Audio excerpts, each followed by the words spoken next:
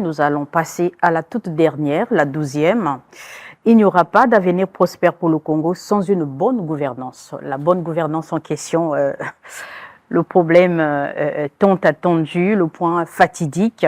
Lors de votre présentation du programme d'action gouvernementale, parmi les propos ayant marqué nos esprits, il y a, je cite, Monsieur le Premier ministre, le gouvernement est déterminé à prendre toutes ses responsabilités pour que notre pays ne soit pas mis au banc des États modernes. C'est vraiment une ambition, un engagement fort. Le chantier est grand, beaucoup de choses à faire. C'est vrai qu'il y a eu des évolutions, beaucoup d'engagement de votre part.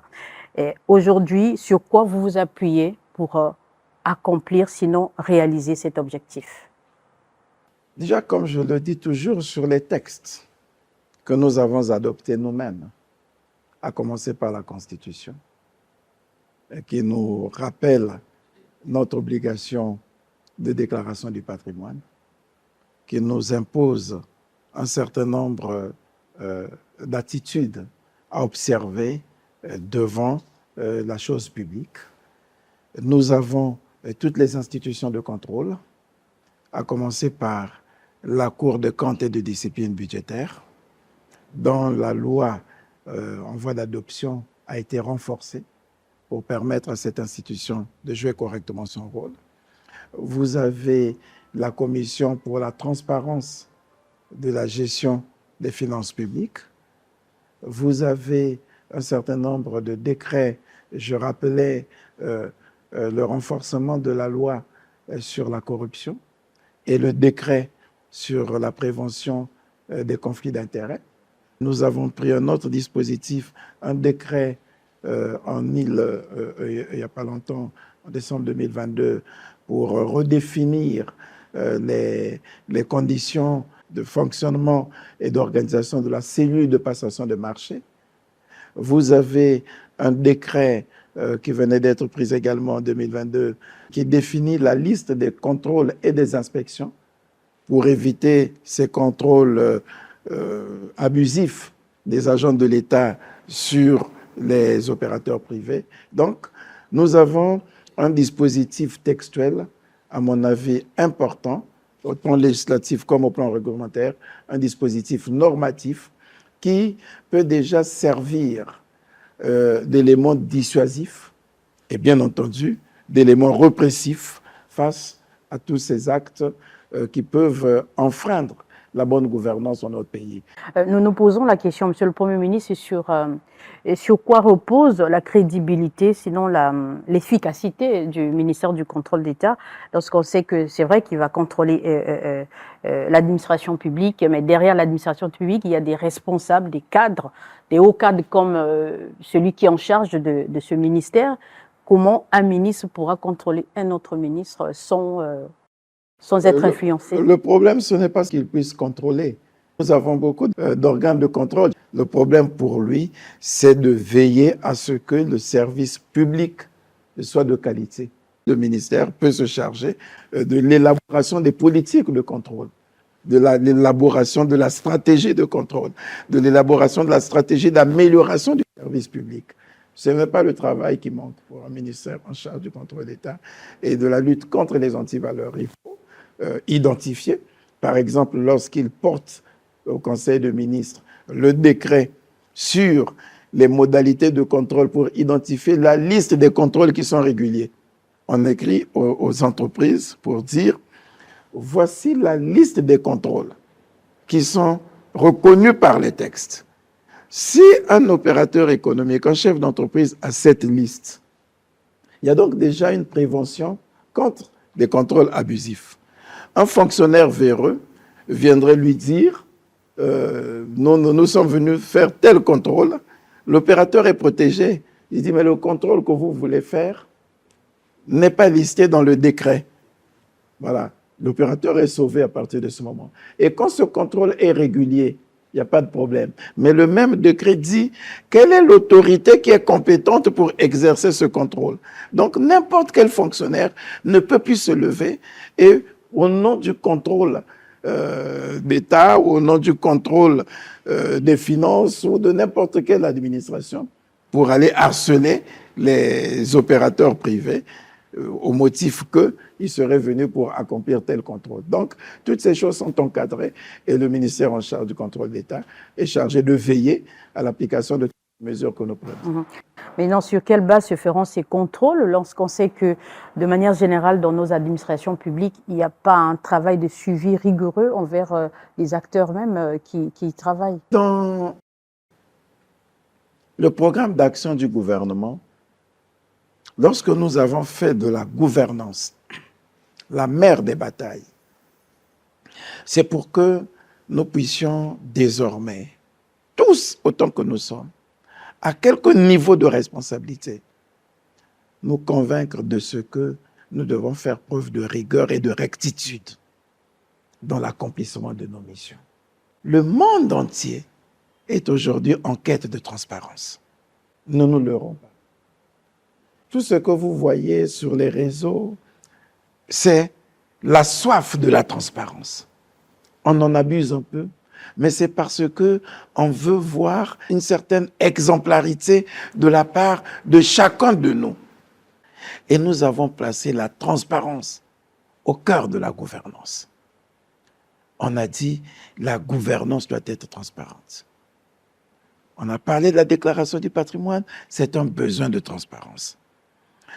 On a engagé un certain nombre de réformes pour que tout se passe dans la transparence. La gestion financière doit être rigoureuse dans la transparence. On a réaffirmé l'existence, le compte unique du Trésor. C'est pour des besoins de transparence. Toutes les recettes de l'État doivent désormais être orientées vers un compte unique du Trésor, qui soit la Banque centrale. Ce sont des besoins de transparence et de rigueur. Voilà. Et c'est ce travail que nous avons fait depuis un moment pour que nous puissions garantir, et à nos partenaires, et à nous-mêmes, une gestion rigoureuse et transparente, garantir la bonne gouvernance, pour éviter de décourager les investisseurs, pour éviter de décourager les partenaires. Je disais ce devoir de transparence. Veiller à l'orthodoxie financière. Nous réduisons les paiements par anticipation pour que les deniers publics soient débloqués sur la base d'une procédure rigoureuse qui garantisse une certaine traçabilité et éviter des paiements hasardeux. Nous avons veillé à ce que nous puissions nous imposer un devoir de redevabilité, que nous puissions rendre compte au peuple de tous les actes que nous posons, que nous puissions nous imposer un contrôle régulier à nous-mêmes. Nous organisons des séminaires gouvernementaux. C'est au nom de cela. Voilà. L'évaluation, j'avais dit, l'évaluation doit nous accompagner tout au long de notre mission pour que nous soyons évalués en permanence, que nous-mêmes nous puissions nous auto-évaluer, comme je suis en train de le faire. Et nous le faisons en séminaire. Nous avons, en dehors de tout ce que nous faisons avec la société civile, prenons le cas de l'ITIE, mais nous avons, dans le cadre du PRISP, mis les ressources à la disposition des organisations de la société civile pour faire le tour des départements et évaluer l'action publique, les marchés que nous avons signés et conclus avec les opérateurs. Est-ce que ces marchés ont été exécutés? Ils vous reviennent avec des rapports comme ça. Ils ont fait le tour de tous les marchés publics qui ont été signés, y compris ceux qui ont été signés au ministère de l'Enseignement pendant que le Premier ministre était ministre de l'Enseignement. Vous voyez? Vous dire, il y a ça. Vous avez là les dossiers. Ça, on a pris l'éducation et la santé. Ils se sont arrêtés à 2020. Tout de suite, on les a remis sur le terrain pour évaluer maintenant les travaux entre 2020 et 2022. Alors, quand on fait ça, on donne des gages de bonne gouvernance. On s'auto-évalue. Nous avons mis en place une task force avec le président. Vous avez ici le rapport d'évaluation du représentant personnel du président de la République chargé du suivi et de l'évaluation des plans et programmes pour tous les engagements que nous avons pris en 2022 pour le budget 2022. Comment cela a été exécuté? Comment c'est marché? On prend simplement le budget de l'État. On dit, voilà, on avait débloqué tant dans le budget de l'État. Est-ce que les ministères, on est arrivé à la fin de l'année, est-ce que les ministères ont exécuté ces budgets de l'État pour l'investissement conformément aux inscriptions budgétaires? Il vous les rapporte ici. Qu'est-ce qui a marché, qu'est-ce qui n'a pas marché? Ces documents sont disponibles, accessibles à tout le monde. Est-ce qu'on a encore besoin d'autres preuves de gouvernance que celles que le gouvernement est en train de promouvoir par lui-même déjà, en s'auto-évaluant en permanence et en se laissant évaluer, y compris par les cadres de la société civile, sans complaisance. Nous pensons que nous sommes sur la bonne voie.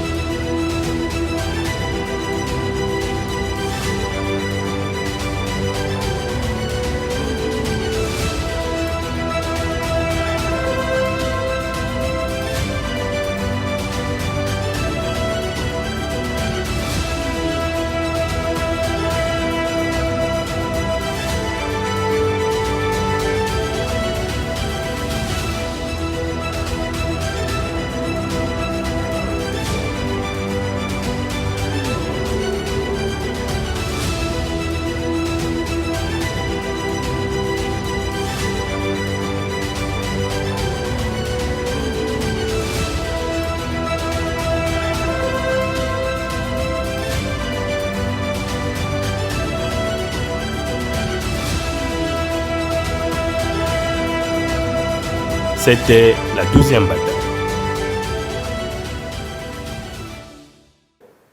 En définitive, Madame, Messieurs les journalistes, que retenir de ces 12 batailles? D'abord, savoir les lire, savoir les interpréter et mieux les comprendre. Les 12 batailles ne sont qu'un ensemble d'engagements pris par le Premier ministre pour mettre en œuvre le projet de société du président de la République qui a été traduit en plan national de développement. Et ces engagements sont au nombre de 82. Quand vous voyez, nous les avons étudiés, bataille après bataille, et pour chaque bataille, il y a un certain nombre d'engagements. Et pour les 12 batailles, il y avait 82 engagements pris par le Premier ministre. Sur les 82 engagements, nous avons 46 qu'on peut considérer comme acquis. Nous avons 26 qui sont en cours d'acquisition, soit parce que nous avons commencé et on ne les a pas encore conduits à leur terme, c'était prévu pour 5 ans, ne l'oubliez pas, soit que leur acquisition doit être permanente. C'est-à-dire, ce n'est pas quelque chose qui doit s'arrêter tout de suite. Il faut insister, c'est des actions permanentes et c'est pour cette raison que nous les considérons comme des engagements en cours d'acquisition. Et 10 engagements qui ne sont pas encore acquis, c'est-à-dire, nous ne les avons même pas encore commencés. Et soit qu'on est encore en train de réunir les matériaux nécessaires, de réunir quelques conditions pour les démarrer, mais on peut dire qu'il y a 10 engagements qui ne sont pas acquis, 26 qui sont en cours d'acquisition et 46 qui sont totalement acquis. Lorsqu'on a dit cela, on pourra maintenant éviter de verser dans des discours de raccourci en disant sur les 12 batailles, aucune bataille n'est exécutée. Non, il reste simplement à établir l'impact de tout ce que nous faisons sur la société, sur les populations, et c'est le travail à poursuivre. Et c'est donc ici l'occasion de saluer l'action des membres du gouvernement, leur présence sur le terrain, l'appropriation par les membres du gouvernement de ces engagements, de ces batailles. Tout n'est pas rose, j'en conviens. Il y a encore un long parcours à faire pour qu'on arrive effectivement à satisfaire notre population. Mais tout cela nous amène à nous incliner devant effectivement la clairvoyance de son Excellence Monsieur le Président de la République, qui avait tracé la voie et qui veille chaque jour pour que les choses se fassent telles qu'il les a demandées.